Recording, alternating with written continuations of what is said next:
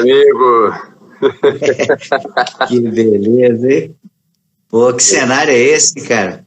Aí, botei meu fundo de ostentação aqui, porque tá na moda, né? Esses fundos cheios de livro, aí botei meus livros aqui também, ó.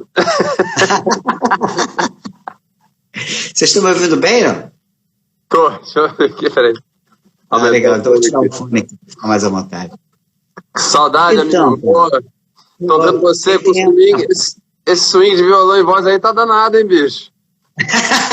Porra, já dá pra pegar um ao vivo aí no Chiado. Eu vou arrumar uma plaquinha de desculpa, né? Porque antigamente se falava assim, pô, o cara gravou no lado A, música tal, no lado B ele pede desculpas.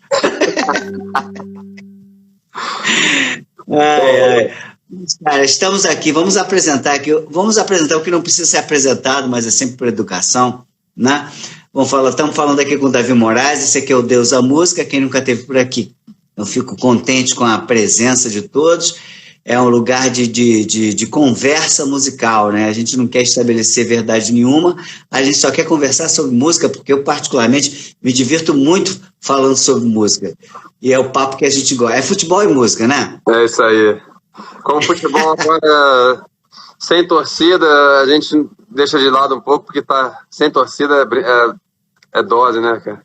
É dose. Mas tô vendo aí que tem um monte de gente bacana aí, né, no canal. Chegando. Bom, você trouxe um monte de gente aí. Eu agradeço aí a galera que veio em nome do Davi. Espero que fiquem para outras. Tem o G. Alves Pinto aí, que vai ser o próximo entrevistado. Ele fez a capa do Papo Macaco e do Orixás também, né? Quem? O Geraldo Alves Pinto, nosso querido artista gráfico da Universal. Lembra-se? Universal Music. Não, quem fez foi a minhas capas foi o Barrão, sabe o Barrão? E a Fernanda, mulher do Dado Villa-Lobos. Claro. Não, mas com certeza teve coordenação gráfica do. Ele deu aquele aval final ali, né? Mas foi uma ideia muito bacana do Barrão, inclusive no segundo do Orixá Mutante, que foi uma ideia até mais minha, de juntar os santos com os super-heróis, né? Porque eu tinha, lá em casa sempre teve... Meu pai sempre foi muito ligado assim, ao candomblé, e eu também, através da influência musical até que a gente tem das batidas e da percussão todo, né, que é muito forte, e sempre gostei de música de orixá e das imagens do orixá. Tinha lá em casa os quadros de todos os orixás. E eu ficava alucinado vendo aquilo como super-heróis mesmo, assim. E aí meu pai me explicando, né? O Xóssi, o rei das matas, outro. E aí, eu transferindo isso para a sonoridade que eu vinha fazendo já no primeiro disco, mas no segundo disco mais ainda, de misturar os sintetizadores né, e os efeitos com as coisas mais tribais mesmo, que é muita percussão e sopros e tal. Então era para simbolizar um pouco essa mistura de juntar as imagens de santos e orixás com heróis, com essas coisas da art toy que a gente gosta, né? Que eu comprei para as viagens fora aí no Japão, aqueles bonecos japoneses, e a gente juntou aquelas linguagens, ficou bacana, que foi acabar dando o nome que o Quito, meu parceiro, primeiro a gente pensou em botar liquidificador de orixás, mas aí a gente falou, mas isso aí vai triturar os caras, né, bicho? Pode ter uma leitura negativa. É um orixá mutante, aí, foi perfeito com a imagem e tal dos bonecos. Entendi. Mas não vamos ter bastante tempo, nada, porque 1 hora não é nada para conversar. 1 hora passa rapidinho, mas de qualquer maneira, começando pelo começo, cara, eu vou te falar assim da primeira memória que eu tenho tua, né? A gente, infelizmente, não somos contemporâneos, eu sou um pouco mais velho que você. Você é de 73, eu sou de 59, bobagem. Mas a minha felicidade que deu para eu te ver em palco, começando a atuar. E se a memória não está me falhando, eu acho que foi no Bazar Brasileiro, no show do teu pai, você fazendo Todos Nós, pode ser? Todos Nós foi a primeira música que eu compus. Meu pai viajou, eu com saudade dele danada, e aí peguei assim, um cavaquinho elétrico Del Vecchio que fazia na época, que era um clássico, era o que a Armandinho usava, era o que tinha. E a gente procurava ali dar uma melhorada no que dava para fazer, botar um captador diferente. Depois Armando botou um captador Gibson, né, e deu uma potência no som. E aí fiz essa música, meu pai me botou para gravar com a banda toda no estúdio. Foi assim, o começo da realização de um sonho, porque me veio no estúdio com a banda gravando uma música minha, e a gravação era o maior barato. Bom, para quem não sabe, a música é instrumental. Agora, o que é muito natural que seja, o instrumento que você tinha na mão, naquele momento ainda não era a voz, né? Era o cavaquinho, depois a guitarra baiana, enfim. Mas o que eu quero saber, o que tem do teu pai ali naquela música? Porque a música é tua e dele.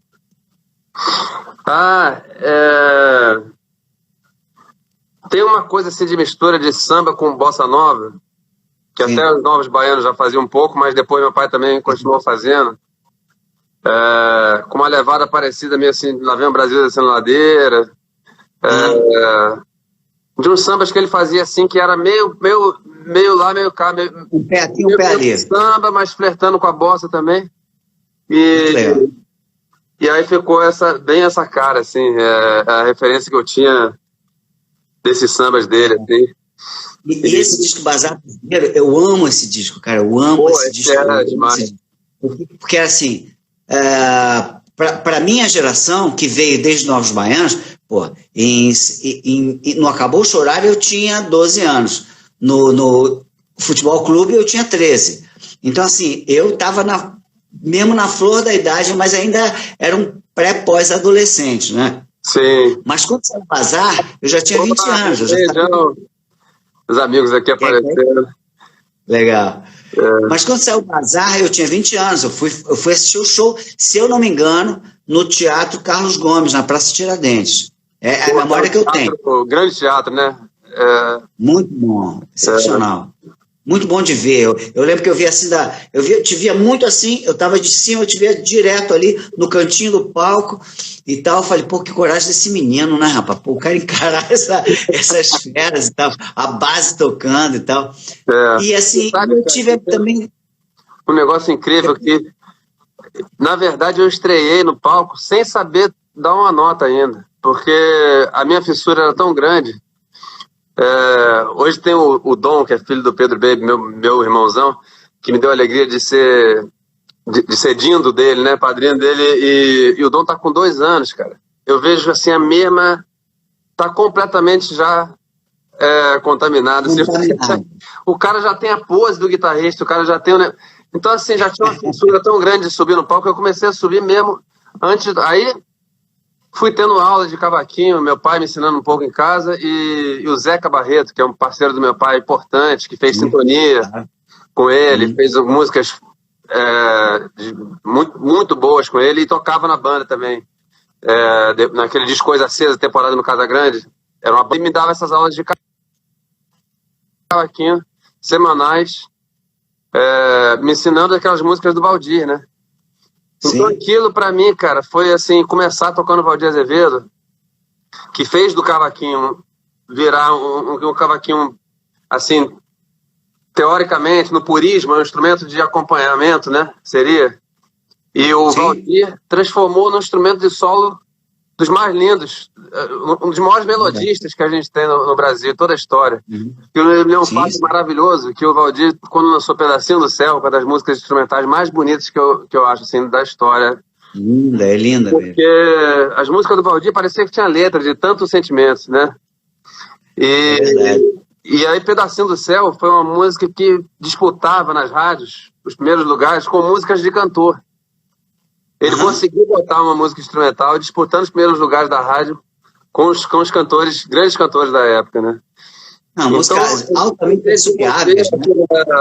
Aquela digitação no cavaquinho, que apesar de doer muito o dedo quando eu não tinha calo, mas o tamanho do braço ajuda muito para a criança começar, né? Então, quando eu passei para a guitarra, eu já tinha um caminho andado ali no cavaquinho que me ajudou muito. Mas teve a guitarra baiana no meio do caminho, não teve, não? Aí depois meu pai falou que tinha um Silvestre lá no Bandolim de Ouro, a famosa Bandolim de Ouro, onde faz os melhores bandolins solto, né? E ainda tinha o seu Silvestre, que fez o bandolim de Armandinho, que era o mestre dos mestres, né?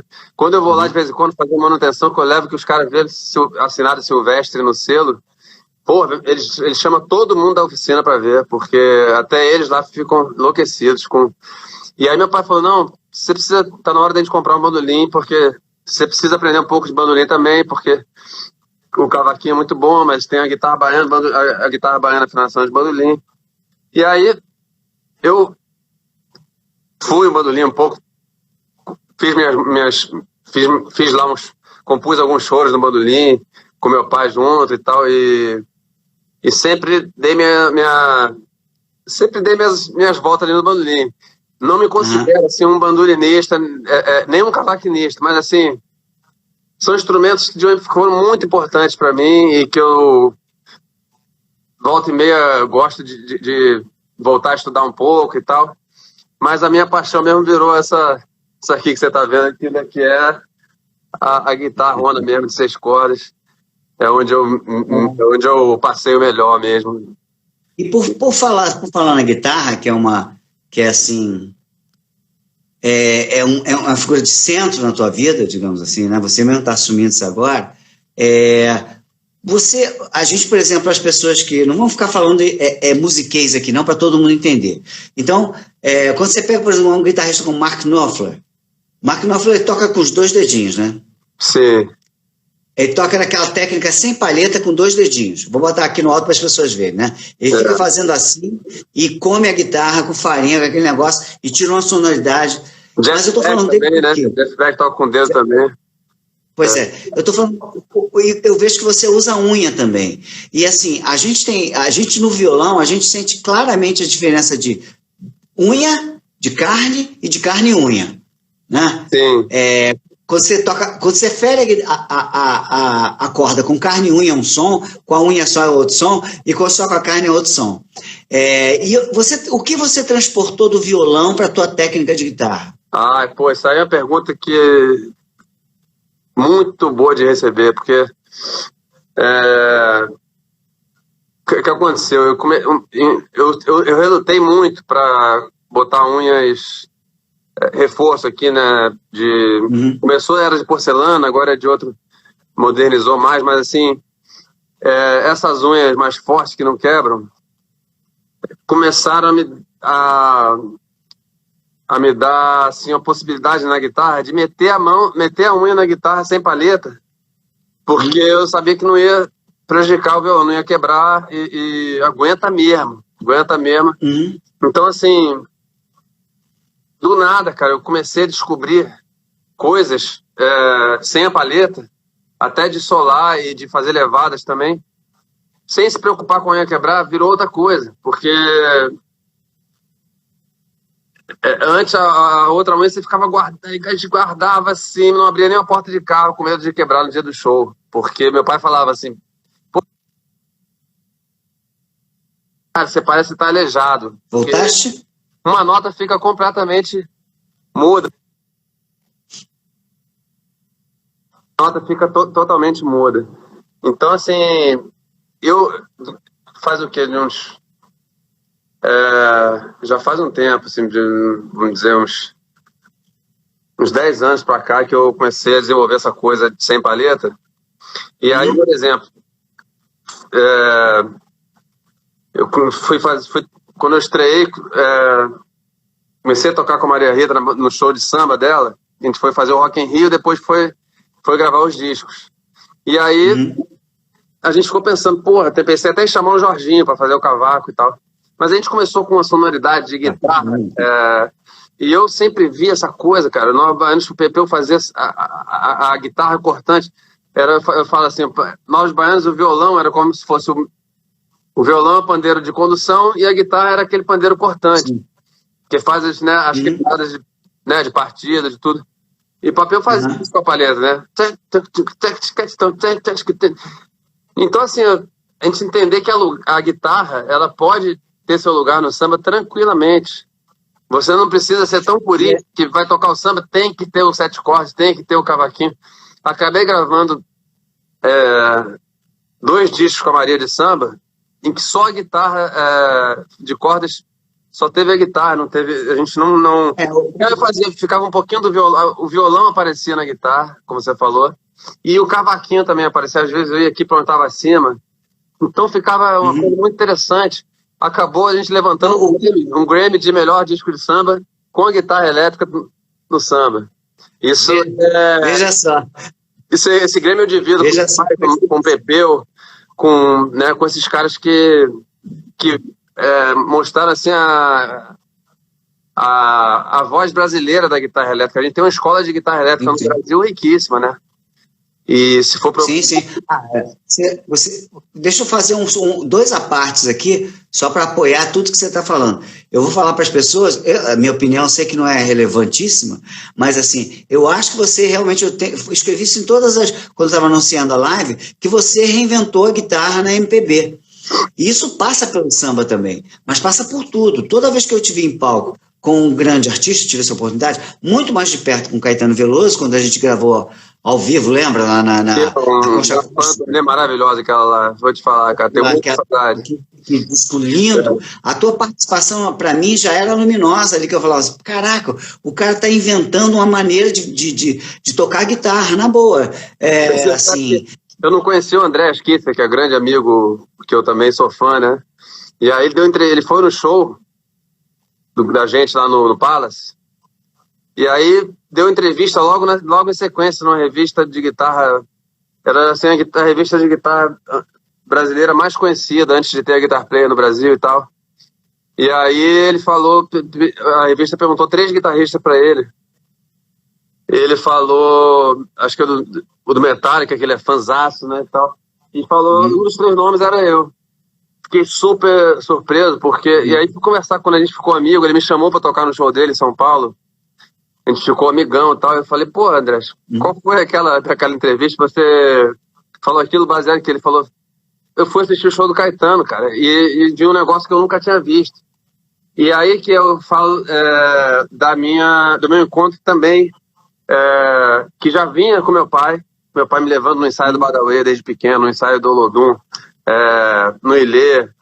Meu pai já trazia essa carga muito forte de percussão, como eu te falei. E aí eu tive assim, um encontro com o Carlinhos, com o Brown, né? E com toda aquela nova geração da percussão que ele trouxe, que foi revolucionária, que é a continuidade dos grandes blocos afro da Bahia. Ele pegou tudo que o Zeza fez, que o Comanche, a parte do Tororó, Olodum, e jogou isso para frente, trouxe novas coisas em cima disso. E, inclusive, muitos, vou dizer aqui, né, muitos artistas depois pegaram toda essa riqueza e enriqueceram com isso, né, às custas da cultura. Ou empobreceram, né? Muitos são gratos e reconhecem e falam, mas alguns não falam tanto. Não falam tanto como deveriam, de reverenciar mesmo, de falar assim, se não fosse isso aqui, não teria. Né? Se você falar com o Rio do Hora, eu tenho certeza que ele vai admitir isso, porque ele é um grande sujeito, um grande produtor, que ele colocou as coisas de percussão de Bahia muito no Zeca. Você vê que às vezes tem uns especiais de percussão no meio de uma música do Zeca de Bahia. Com certeza é por causa da levada do samba reggae, que foi também modificada pela timbalada pela galera do Candial. Então, assim, a Bahia, como sempre, né? Não é à toa que Porto Seguro é muito engraçado. A Bahia continua exportando, né? O Rio é o seguinte, eu acho que às vezes tudo certo, todo mundo usar e abusar da cultura afro-baiana, afro-brasileira, mas tem que falar, cara, dos caras, tem que ir lá ver quando a pessoa fica, né, rica e tal, ninguém vai lá perguntar, Muzinha, você tá precisando dar uma melhorada aí no seu som? Claro. Vocês, vamos chegar junto. A televisão tem que filmar aqui os caras também, não pode filmar só a gente, sabe? Porque senão fica um carnaval branco tocando o que os pretos inventaram. E aí a gente, acontece o que aconteceu no Brasil, vê um presidente assumidamente racista, preconceituoso, e muitos se calam. Muitos poderiam ajudar, que tem um poder muito grande com o povo, se calam e fingem que não é comigo. Não, eu não quero brigar com ninguém, porque eu não quero brigar com o patrocinador, não quero brigar com não sei quem. Então, assim, é uma ingratidão e um extrativismo, que o Letieres mesmo falou na entrevista. Cuidado com os movimentos, você acaba se tornando um extrativista, quer dizer, você tira da árvore, tira muito daquela árvore, suga a matéria-prima toda que estava ali e devolve o quê para essa rapaziada que está aí sofrendo? O Morro do Catendê, mestre do Badawi, que eu estava falando aqui, um dos blocos pioneiros, foi morto a facada por um bolsominion louco. Então, assim, a gente quer falar de música, mas hoje é difícil a gente não entrar um pouquinho nesse campo, porque na hora de ir lá, como dizer assim, tapinha nas costas, todo mundo, mas na hora de chegar e dar importância mesmo, cara, da pessoal, chegar e defender o pessoal que você sabe que vai sofrer com aquele presidente, que vai sofrer com aquele governo, que está sofrendo agora, que é o que a gente está vendo. Quanta matança de negro está tendo aqui no Brasil? Repercute aí fora, todo mundo está sabendo, não é verdade? Então, assim, você, os negros deram tanta coisa pra gente, cara, tanta coisa. Graças a Deus, todos nós temos... olha só, se não fossem os negros, se não fossem os negros, a América não seria o que é, o Brasil não seria o que é. A gente tem riqueza continental de estilos, de gêneros rítmicos, porque a gente tem um negro na cultura. Por que a gente é igual aos Estados Unidos? Por que eu digo que a música brasileira é tão boa? São duas músicas do mundo as maiores, a americana e a brasileira. Por quê? Dimensões continentais e negro na cultura. Essa combinação não tem jeito, ela sempre dá certo. Tem um documentário, saiu um filme do Axé, né? Tem um documentário do Axé que tem imagens lindas, emocionantes e tal, de grandes artistas que são, né? Não assisti. Mas, cara, na hora de falar dos blocos afro é um pedacinho assim, ó. Entendeu? Então tem que ter um filme só sobre os blocos afros e os caras têm que desabafar isso aí, falar, por que os brancos enriqueceram tocando nossas levadas e por que a gente não tem o mesmo valor? Por que a gente não aparece, não é visto? Porque aqui, os caras, todos os grandes do samba daqui, ajoelham para as escolas de samba, para as baterias nota 10. Não é verdade? Mas lá na Bahia tem uma coisa assim, sabe? É mais importante falar com aquele patrocinador, puxar o saco do patrocinador e da televisão, do que falar dos caras que se não fosse eles não tinha nada, não tinha nada disso, não tinha Axé Music, não tinha nada, né? Então, assim...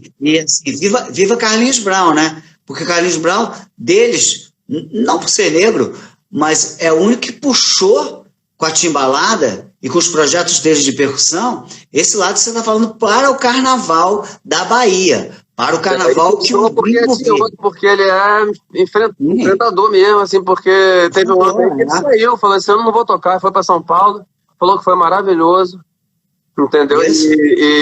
Mas assim... Vamos voltar a falar de... Que é da Rumpilés, uma orquestra que juntou o candomblé com jazz, com sopros. Então são 11 caras soprando e 9 percussionistas, todos a maioria do Gantuá, lá de dentro do candomblé mesmo. E ele falou, ele que conhece tudo de lá, e falou, o que você acha do Axé Music? Muito bacana, mas é um movimento extrativista, que tirou mais do que deu de volta. Então, não, assim, é reducionista, né? Porque a Bahia, dizer que a Bahia é só axé é uma calamidade, não pode falar isso. A Bahia vem desde o Dorival Caymmi, Assis Valente, sem falar em Novos Baianos, não falar em Novos Baianos. Novos Baianos, assim, extrapolou a Bahia. Novos Baianos, assim, é revolucionário na música do mundo, né? A gente está falando só de Bahia. E sem falar dos 4 de ouro, né? Caetano, Gil, Bethânia e Gal. Não estamos falando disso. Falando só a Bahia para o Brasil, né? Porque meu pai chegou no Rock in Rio em 85 representando já a música do trio elétrico, com o Armandinho na banda, tocando guitarra baiana, no Rock in Rio no dia do Ozzy Osbourne. E eles detonaram, fizeram um show da porra, cara, todo mundo com aquele medo dos metaleiros que tomavam a frente do palco toda. E não teve, porque a gente foi mostrar o nosso heavy metal. Eu tive a honra de tocar com 12 anos, toquei Brasileirinho com o Armando e ele, e no final, bicho, o Frevo comeu solto, o Armandinho fazendo solo, era o nosso Van Halen ali no palco. E assim, então assim, a Bahia não sei se você lembra. A Bahia tem um negócio muito engraçado também, que é assim, o artista baiano, é baiano, saiu da Bahia para morar no Rio, mas não é mais baiano. Entendeu? Assim, bairrista, cara, que é exagerado, entendeu? Uma coisa assim que eles se acham o centro do mundo, então tem que entender, a Bahia é maravilhosa, a Bahia é única, é riquíssima, todos nós amamos aquilo, bebemos naquela fonte a vida inteira. Agora, o Brasil é enorme, tem muitas coisas tão bonitas como aquilo lá, né? Sim, então, seguindo esse mote de Bahia, essa ponte aérea, vamos dizer assim, não vamos falar ainda de Bahia, Rio de Janeiro, mas Bahia e Bahia Sul, né? Dividido entre São Paulo e Rio, você tem encontros interessantes, por exemplo, a configuração da cor do som é genial, cara. Porque é genial, mistura uma coisa Zona Sul Carioca e Bahia e Salvador. É um negócio que fala, caraca, ela conquistou o Brasil em um disco. É totalmente pop, que ao mesmo tempo trazia mantinha a chama do chorinho, né, da música instrumental. E ao mesmo tempo era aquela banda, cara. A cor do som era uma bitomania aqui, era 300 pessoas na porta do hotel para eles saírem. Pô, cheio de canção, melodia, letra legal, letra moderna. Importante. Para quem não sabe, a Cor do Som já era uma célula dentro dos Novos Baianos, né? Já era uma célula pop, vamos dizer assim, dentro dos Novos Baianos. Eles fizeram um disco instrumental que foi excepcional, mas que, claro, qualquer música instrumental, ela no Brasil, ela tem um gap de comunicação, porque não tem a palavra, né? E nem todo mundo é Valdir Azevedo, como você falou, apesar da Cor do Som ser sim, né? Muito isso. Mas quando eles gravaram com muitas parcerias do teu pai lá, caraca, meu pai tem abrir a porta, enfim. Pô, e assim, eu vejo muito da Cor do Som no teu trabalho. Que dava muito certo, um dos grandes parceiros fizeram música maravilhosa, né? E você não reconhece muito a Cor do Som no teu trabalho como cantor? Muito. Você não se considera assim, uma certa continuidade da linguagem da Cor do Som? A Cor do Som está entre as coisas mais importantes para mim, porque unia tudo isso. Poder tocar, poder fazer um disco metade instrumental, metade cantado, ter o lado pop, ter o lado do instrumentista, né? Tem uma música do Mux, ele juntou Apanhete, Cavaquinho, ele botou Apanhete Mini Moog. Ele fez um choro todo no Mini Moog, que é para quem não sabe, um dos sintetizadores mais usados nos discos que a gente gosta de ouvir na vida, Michael Jackson, todos esses.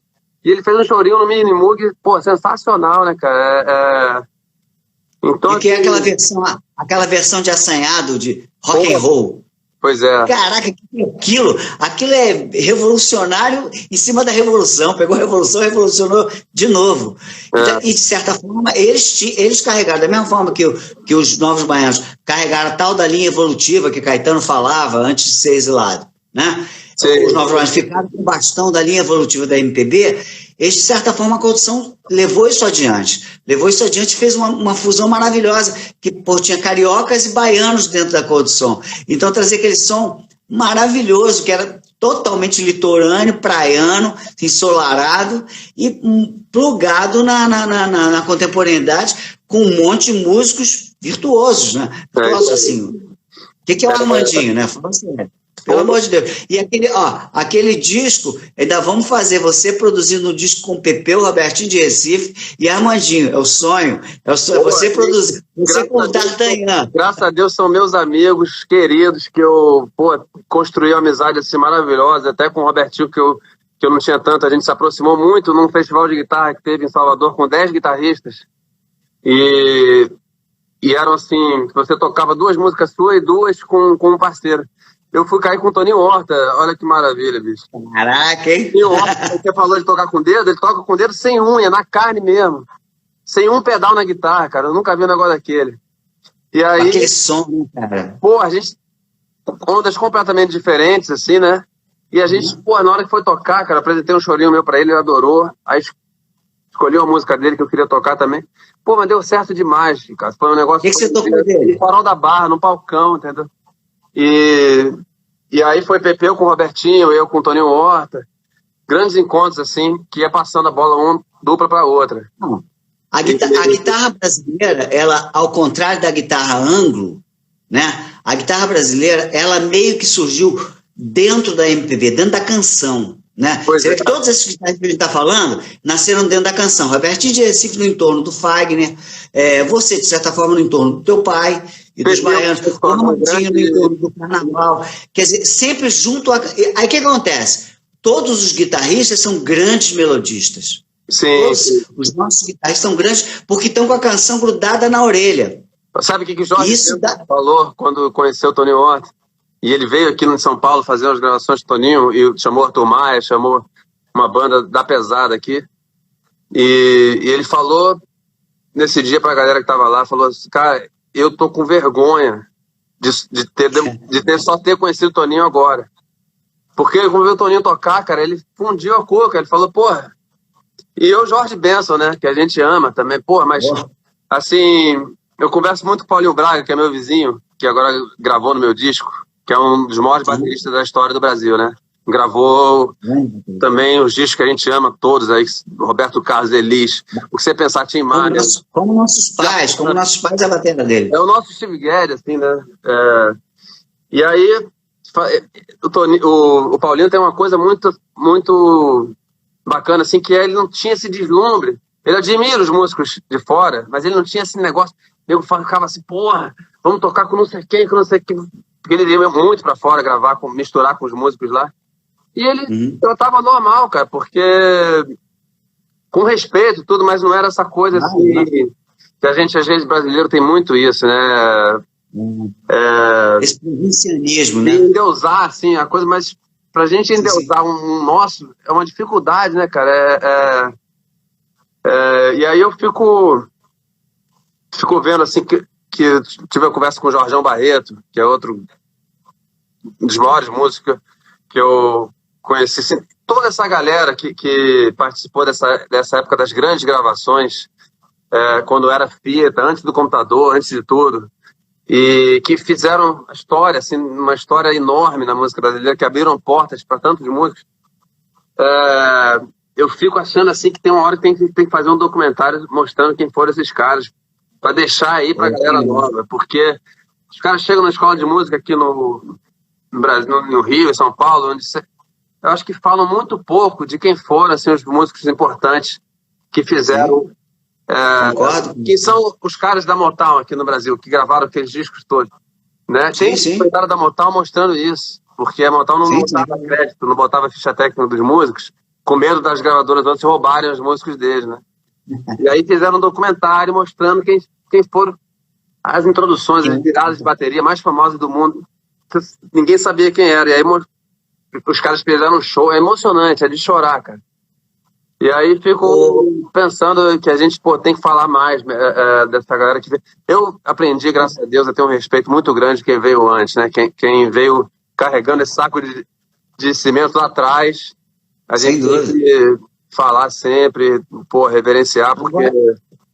Indo nesse mote aí do músico e tal, e voltando para você vê que, se a gente fazer uma comparação grosseira aqui, né? A gente pega, assim, o David Gilmour, por exemplo, que é um grande melodista da guitarra. Os solos do David Gilmour dá vontade de botar letra em cima, né? Sim. Ele com poucas notas consegue emocionar. Você pega... Não, assim, é só para comparar esteticamente, para eu fazer uma pergunta para você. E você tem os caras que são mais da técnica, mas que não ficam presos à forma. Como, por exemplo, Jimi Hendrix. 2 contrapontos, 2 gênios, né? E o que eu vejo é que a tua guitarra, ela fica pan nesse negócio, ela fica para lá e para cá, mas sendo que você tem um centro rítmico que eu acho que ninguém tem. Essa preocupação de ser uma guitarra solo, base solo. Você não sente isso também, não? Eu fico vendo isso todo você tocar. você sabe, outro cara que eu fiquei muito amigo, e a gente era amigo, mas ficou muito amigo agora, tocamos juntos e tudo no meu show, chamei ele.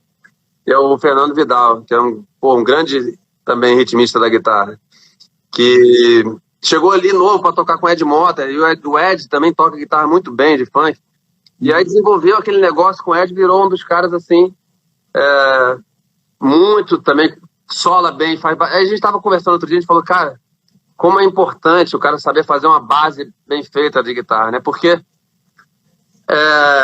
a guitarra tem essa coisa do solo mas, cara, você fazer uma base, por exemplo, vamos falar aqui do Jorge Ben, que toca violão como guitarra, com palheta, né? Sim, sim. Depois ele passou para guitarra e não voltou mais pro violão. Mas o violão dele já era guitarra. E aí, cara, você vê assim, o que tem de tão mágico naquele som do Jorge Ben? É aquelas levadas dele. É um negócio que não dá para explicar, não tem... Você pega a cabeça do telefone, tocou novamente, ou então de Caramba, Galileu da Galileia. Acabou. O cara já te conquista na hora com aquela levada. E a afinação é diferente, né? Eu fico com o maior orgulho quando eu vejo maestros como Letieres Leite falar que dá aula e usa Ganzá, que é a primeira faixa do meu segundo disco, que é uma afoxé, que é uma aplicação do afoxé modernizada, assim, mas que é uma coisa que eu trouxe do meu pai. Eu falei, meu pai, como é que toca afoxé na guitarra? Como é que toca frevo? Aí meu pai falou assim, eu bem começando mesmo. Meu pai falou, cara, isso são coisas que a gente não... Você tem que ouvir a levada do Gandhi e dar a sua tradução na guitarra, procurar descobrir a sua tradução daquilo na guitarra. Então, como ele descobriu no violão, ele foi o primeiro cara que fez... Essa batida eu imitar. De noite, foi quando pintou essa levada. E aí eu fui descobrir a minha. Aí você bota o agogô do Gandhi e encaixa ali perfeitamente. Então, assim, esse estudo de ritmo, cara, é uma coisa para mim tão importante quanto você saber também ter uma expressão no solo, saber emocionar, seja com mais notas, com menos notas, mas você vê, assim, caras como Jeff Beck, virtuosos, absurdamente virtuosos, e eu vejo o Eric Clapton, para mim os dois me emocionam tanto igual, porque o Eric Clapton é um cara que você não vê que não é assim aquele virtuoso, mas a virtuose dele tá na emoção que ele bota em cada nota, como o David Gilmour, né? Carlos Santana, exatamente. Então, assim... mas você vê que... Você lembra daquele negócio que a gente fez com a Maria? O compositor me disse lá no ABC?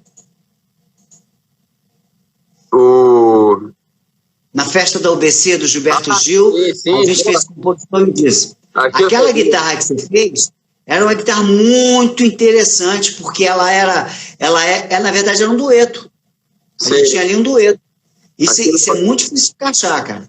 Foi demais, porque ali mostra... Infelizmente, quase ninguém teve acesso, porque foi uma festa fechada, acho que não sei se tem... Mas valia a pena ver. Besteira, assim, brasileira, com... meio um jazz brasileiro, assim, né? Sim. Com a coisa do Gil ali, que... Mas duetando, né? Aliás, eu queria te contar, aproveitar esse assunto todo para te contar uma novidade muito boa que vai sair agora mês que vem. Eu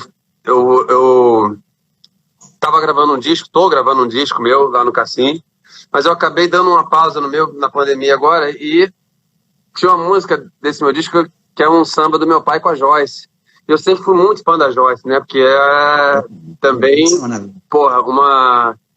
uma das maiores cantoras, violinistas e compositoras que a gente tem, né?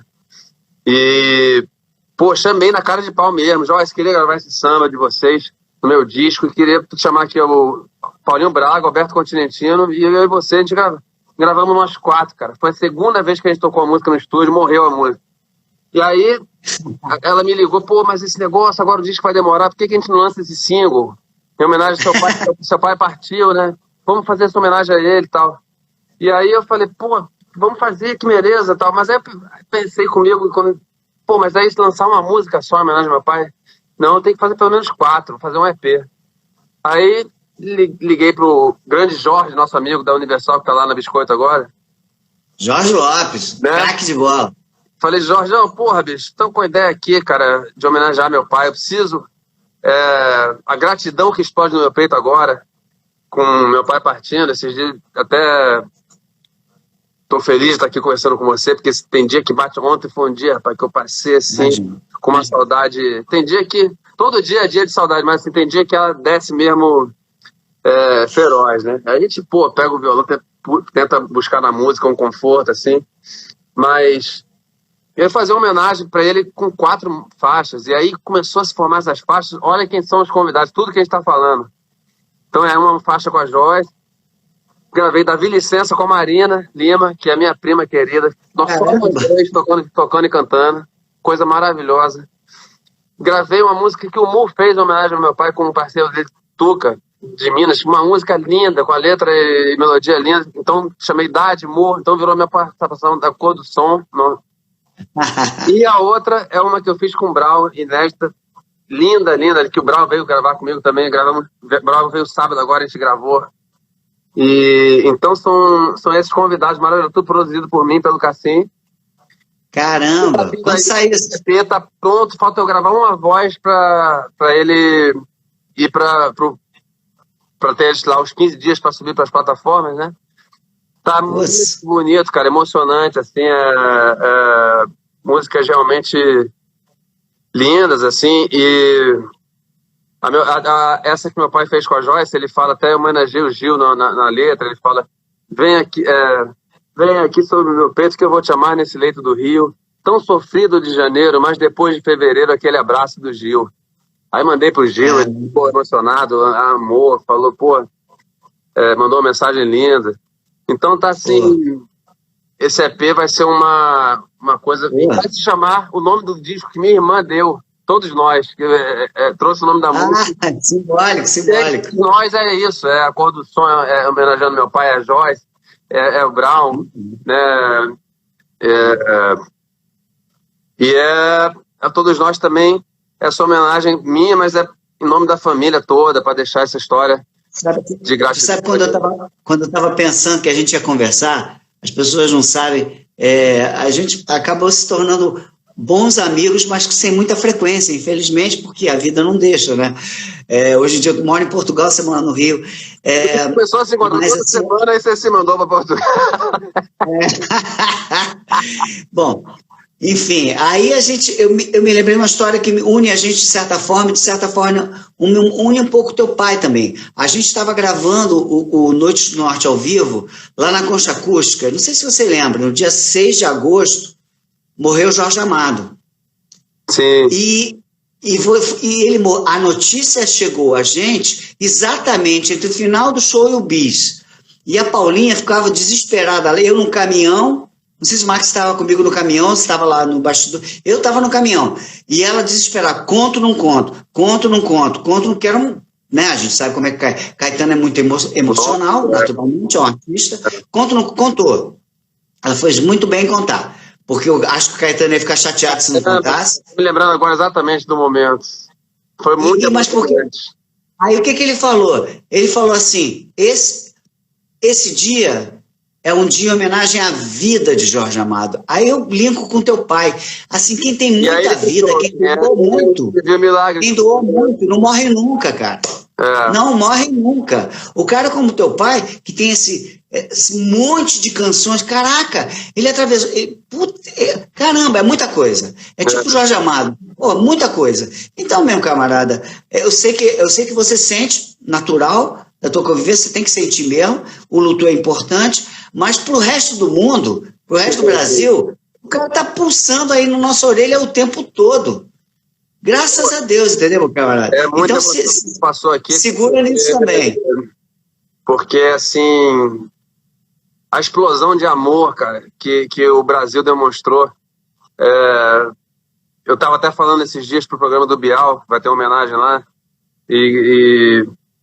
e agradeci a eles da Globo, porque poucas vezes eu vi a Globo fazer uma homenagem tão precisa, falando das coisas realmente importantes, que meu pai foi o primeiro cantor do trio, que foi o primeiro a levar os ritmos dos blocos afros para eletrificar isso, botar em cima do trio, misturar o trio elétrico com os blocos afros, foram dos pioneiros nisso. Caetano fala que ele foi o primeiro a traduzir, a eletrificar o afoxé, né? E meu pai sempre foi muito respeitado por esses caras dos blocos afros. Sempre teve uma ligação muito forte e tal. E a vida inteira, meu pai buscou nas letras dele, que foram extremamente populares, mas elas tinham muita riqueza histórica. Foram crônicas o tempo inteiro contando de como surgiu o trio elétrico, de como surgiu o carnaval, de como surgiu o Dodô e Osmar, o que eles fizeram juntos ali. Começou a botar letra nas músicas instrumentais do Osmar, que eram lindas, né, que são lindas. E assim, foi preocupação de contar história, né? Assim, que a gente ficou assim, cara, foi uma pancada muito, muito linda que a gente recebeu de reconhecimento, assim. E agora, sacramentando, porque ele fez tantas músicas para a Praça Castro Alves, e ele vai receber homenagem lá na praça. Ao lado do Castro Alves vai ter uma estátua dele. Ou seja, os dois vão ficar... E vai ter uma concha que vai se chamar Concha Moraes Moreira, onde vão... Putz, que maravilha. Então, assim... Não, assim, é impossível você falar da música popular brasileira moderna sem falar do nome do teu pai. É impossível, não tem como tirar o nome dele. E eu não vou fazer comparações, porque não se compara laranja com mamão, né? Os dois são gostosos, mas assim, existem determinados cantautores, como o teu pai, que se você tirar da cena, as canções fazem falta. Sim, eram grandes canções. Mas teu pai... Eu acho as coisas incríveis. Faz falta as canções e fazem falta a estética, o que ele revolucionou.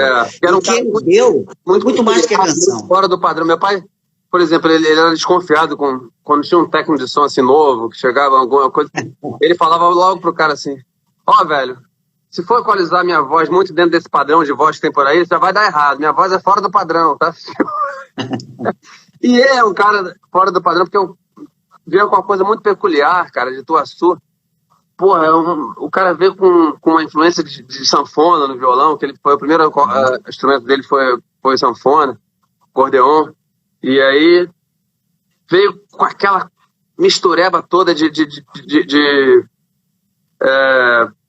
Então tem esses encontros. O encontro dele com a família do Osmar e Armandinho é tão importante quanto nós baianos. É da mesma grandeza.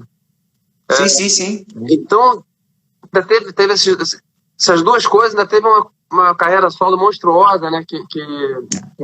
Com uma coleção de hits pelo Brasil todo, cantada até hoje. Então, assim, aquele fazer daquela música tão peculiar, tão fora do padrão, como disse, com tanta dicção, como o Caetano fala, aquelas coisas rápidas, todas. Dia não tem lua, noite há lua. Fazer aquilo ser cantado pelo Brasil todo.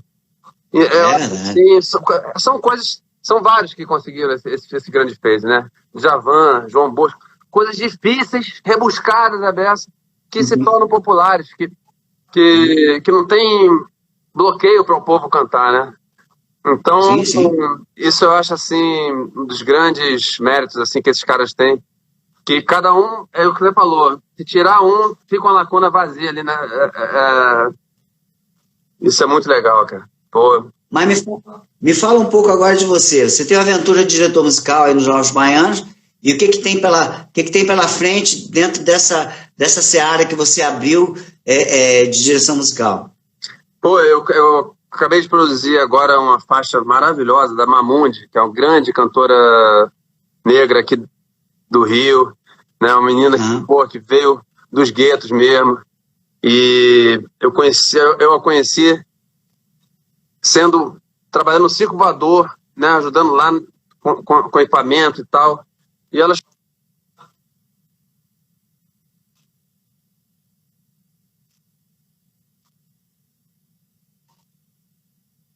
Tá falando.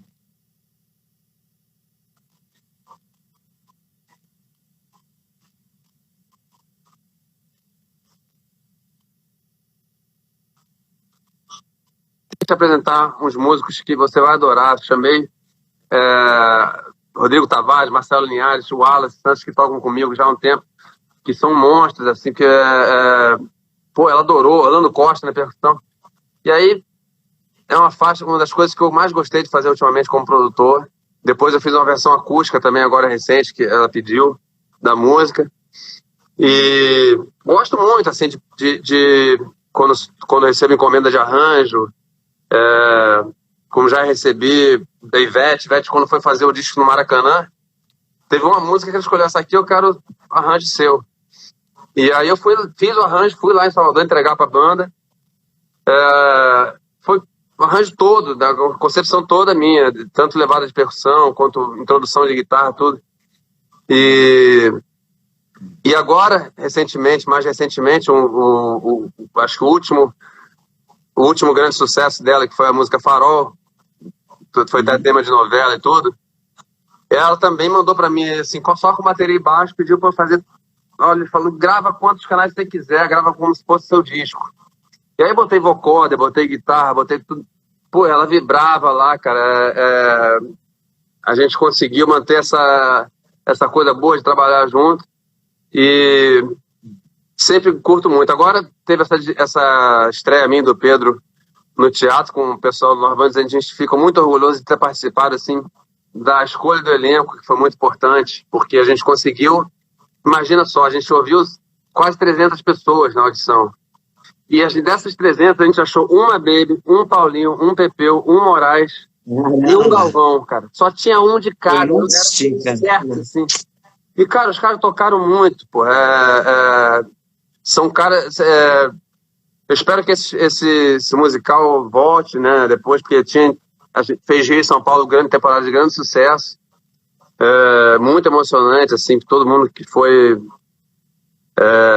se emocionou muito, e os próprios Novos Baianos ficaram chocados como os caras que faziam eles eram parecidos com eles, ficaram enlouquecidos como pareciam com eles, né? Que legal. Encarnaram mesmo. Trabalho de direção musical, né? Encarnaram. Esse é o trabalho da direção musical. Ali que a gente queria que os caras tocassem igual o arranjo original.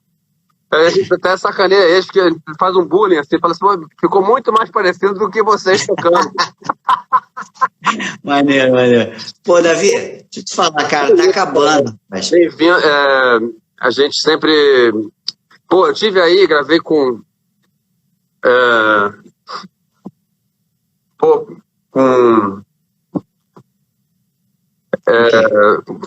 que foi no nosso show, que se tornou nosso grande amigo. Zambujo, não? Não, o Zambujo também gravou com meu pai, né, nos Trovantes. Isso. Mas nosso grande amigo guitarrista, tô aqui com um tilt de memória, que é guitarrista também, que é dos maiores artistas aí de sucesso. Da geração antiga? Bom, enfim, a gente vai pesquisar e vai entregar essa informação. Fica tranquilo. Foi no show da Adriana e chamou eu e o Domênico para gravar na casa dele, tem um puta estúdio. E aí fomos lá... Geração do teu pai? Hã? Geração do teu pai? Ele mais velho, mas... como é que eu tô esquecendo agora o nome? Mas eu vou lembrar aqui. Depois a gente lembra. Mas é isso, eu gosto muito sempre gostei muito de ser também, por exemplo, ter esses trabalhos com a Adriana, com o Caetano, com o Brown, com Marisa, eu sempre gostei muito porque também esses artistas que davam muito espaço para a gente trazer as nossas... Sim. Né? Então, eles queriam onde eu posso, um show que eu só estou preocupado ali em tocar guitarra. Rui Veloso, meu grande amigo Rui Veloso. Obrigado, Vivian. Isso aí é coisa de... Enfim, essa estrutura que eu estou vivendo agora dá uma embananada na cabeça, mas o Rui... Fica tranquilo. O Rui é um cara maravilhoso, que quando eu fui com o Caetano, ele levou a gente para jantar no restaurante dele.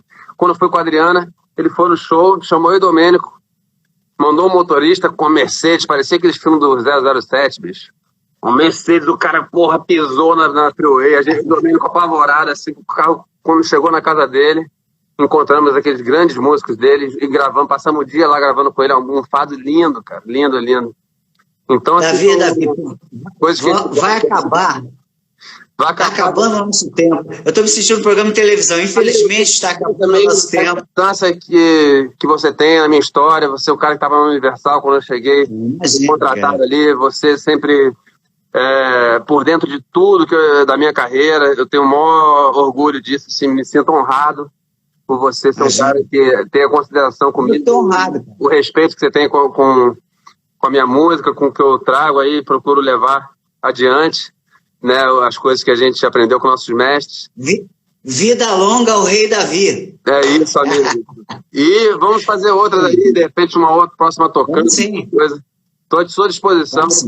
E tenho um grande respeito pela sua estrada também. E sou muito feliz, grato pela nossa amizade. Tá bom, eu também, meu camarada. Agradecer a todas as mensagens de carinho aqui da turma que esteve aqui presente com a gente.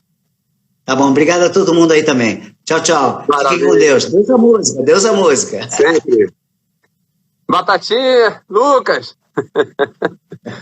Filho de Batatinha aqui presente, ó.